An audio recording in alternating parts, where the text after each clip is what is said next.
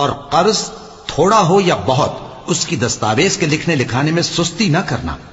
یہ بات اللہ کے نزدیک نہایت قرین انصاف ہے، اور شہادت کے لیے بھی یہ بہت درست طریقہ ہے.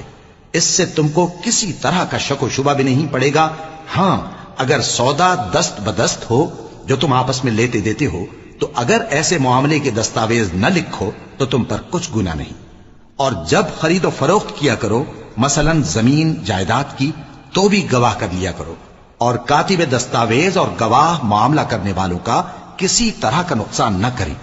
اگر تم لوگ ایسا کرو تو یہ تمہارے لیے گناہ کی بات ہے.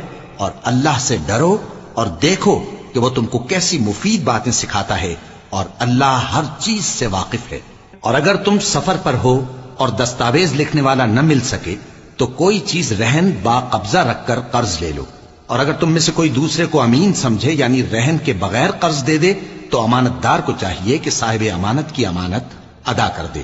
اور اللہ سے جو اس کا پروردگار ہے ڈرے. اور دیکھنا شہادت کو مت چھپانا، جو اس کو چھپائے گا وہ دل کا گناہگار ہوگا.